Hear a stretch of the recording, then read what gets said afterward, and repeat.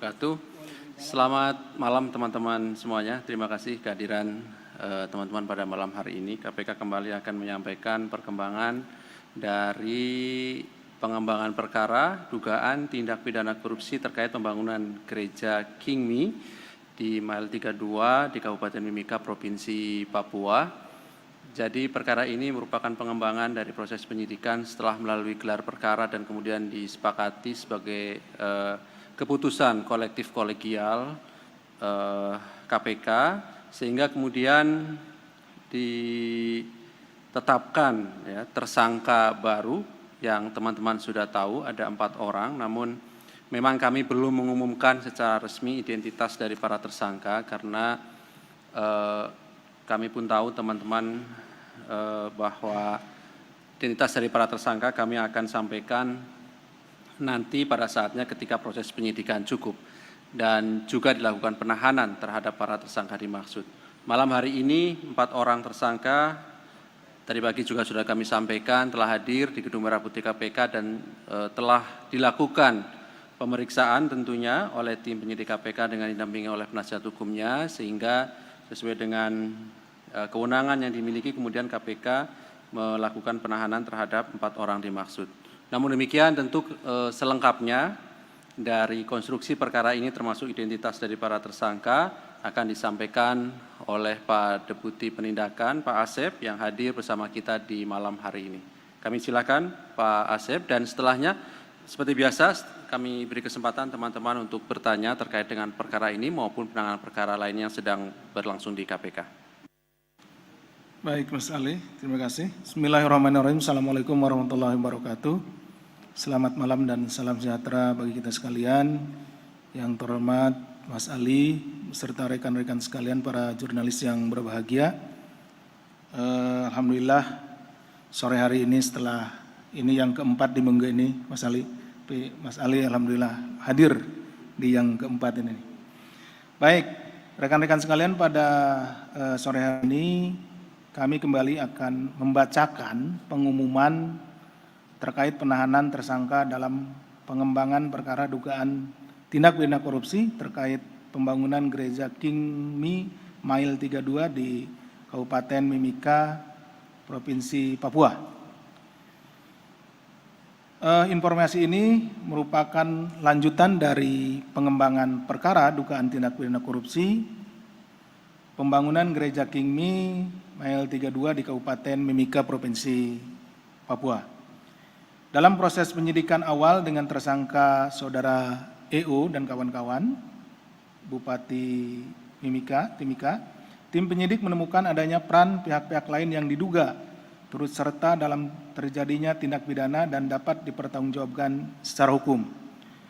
KPK kemudian melanjutkan ke tahap penyidikan sebagaimana kecukupan alat bukti, dan ini melalui proses ekspos di pimpinan dan kemudian peserta ekspos kemudian dan juga pimpinan secara kolektif kolegial menetapkan tersangka baru sebagai berikut. Yang pertama adalah Saudara BW swasta, Saudara AY swasta, Saudara GUP swasta, dan yang terakhir Saudara TS pegawai negeri sipil.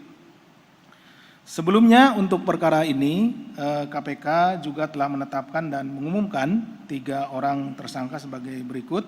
Saudara EO, Bupati Kabupaten Mimika periode 2014-2019 dan periode 2019-2024, Kabupaten Timika ya. Kemudian Saudara MS, Kepala Bagian Kesra Setda Kabupaten Timika, pejabat pembuat komitmen. Kemudian Saudara TA, swasta Direktur PT WM. Saat ini proses hukumnya sedang berjalan dalam tahap upaya hukum kasasi di Mahkamah Agung dan upaya hukum banding di Pengadilan Tinggi Makassar. Karena kebutuhan dan kepentingan proses penyidikan, tim penyidik menahan tersangka BW, tersangka AY, tersangka GUP, dan tersangka TS untuk masing-masing selama 20 hari pertama terhitung tanggal 22 September 2023 hari ini sampai dengan 11 Oktober 2023 di rutan KPK. Adapun konstruksi perkara Sekitar tahun 2013, Saudara EO yang berprofesi sebagai kontraktor sekaligus komisaris PT NKJ berkeinginan membangun tempat ibadah berupa Gereja Kingmi di Kabupaten Timika dengan nilai 126 miliar. Kemudian di tahun 2014, Saudara EO terpilih menjadi Bupati Kabupaten Timika periode 2014 sampai dengan 2019 dan kemudian mengeluarkan kebijakan satu diantaranya untuk menganggarkan dana hibah pembangunan Gereja Kingmi Mile 32 ke Yayasan Warsing.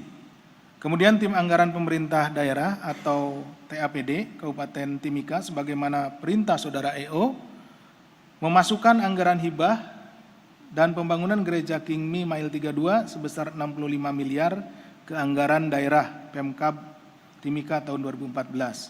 Saudara EO yang masih menjadi komisaris, jadi merangkap ya, ada komisaris PT NKJ, kemudian membangun dan menyiapkan alat produksi beton yang berada di tepat di depan lokasi akan dibangunnya Gereja Kingmi. Kemudian berlanjut pada tahun 2015, untuk mempercepat proses pembangunan, Saudara EO kemudian menawarkan proyek ini ke Saudara TA dengan adanya kesepakatan pembagian fee 10% dari nilai proyek di mana Saudara EO ini mendapat 7% dan Saudara TA mendapat 3%. Agar proses lelang dapat dikondisikan, Saudara EO sengaja mengangkat Saudara MS sebagai pejabat pembuat komitmen atau PPK, padahal yang bersangkutan tidak mempunyai kompetensi di bidang konstruksi bangunan. Mengenai peranan dari Saudara AY dan Saudara BW sebagai orang kepercayaan Saudara EO, yaitu mencari beberapa kontraktor yang tidak memiliki kualifikasi untuk mengerjakan proyek pembangunan Gereja Kingmi tersebut dan juga menerima sejumlah uang atas jasanya. Untuk peran GUP sebagai konsultan perencana dan konsultan pengawas, yaitu dengan tidak mengawasi pelaksanaan pekerjaan yang berakibat progres pekerjaan menjadi lambat, sehingga volume pekerjaan serta mutu hasil pekerjaan tidak sesuai kontrak. Sedangkan Saudara TS sebagai Ketua Panitia Pelelangan Pekerjaan Jasa Konsultan Perencanaan berperan untuk mengkondisikan berbagai dokumen lelang sehingga memenangkan perusahaan sebagaimana perintah dari Saudara EO. Jadi masing-masing orang ini memiliki peran masing-masing tetapi sudah saling terhubung gitu ya. Jadi ada pembagian peran.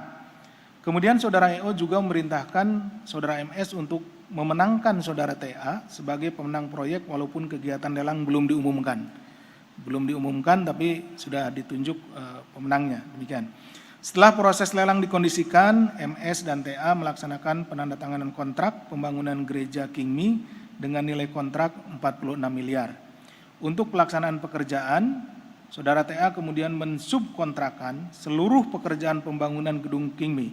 Ya, kenapa ini disubkontrakan? Karena memang tadi juga dijelaskan bahwa Saudara TA ini memang tidak memiliki ya kapasitas dan kapabilitas di bidang pembangunan sehingga seluruh pekerjaan yang dia menangkan itu disubkontrakan atau dikerjakan oleh pihak lain. Kepada perusahaan berbeda salah satunya yaitu PT KPPN tanpa adanya perjanjian kontrak dengan pihak Pemkab. Namun hal ini diketahui oleh Saudara EO. PT KPPN kemudian menggunakan dan menyewa peralatan dari PT NKJ, di mana EO masih tetap menjabat sebagai komisarisnya. TA diduga mendapatkan keuntungan hingga 6,2 miliar, di mana TA juga tidak melakukan pekerjaan apapun sesuai dengan kontrak. Jadi disubkonkan, kemudian dia tidak mengerjakan sesuatu karena memang dikerjakan pihak yang lain, tapi kemudian dia mendapat keuntungan, seperti itu. Dalam perjalanannya, progres pembangunan Gereja Kingmi tidak sesuai dengan jangka waktu penyelesaian sebagaimana kontrak, termasuk ada yang kurang volume pekerjaan, padahal pembayaran pekerjaan telah dilakukan. Perbuatan para tersangka dimaksud bertentangan dengan ketentuan Peraturan Presiden Nomor 54 Tahun 2010 tentang pengadaan barang dan jasa pemerintah, Peraturan Menteri Dalam Negeri Nomor 13 Tahun 2006 tentang pedoman pengelolaan keuangan daerah. Kemudian keuntungan pribadi yang didapat Saudara BW, AY, GUP, dan TS sejumlah sekitar 3,5 miliar.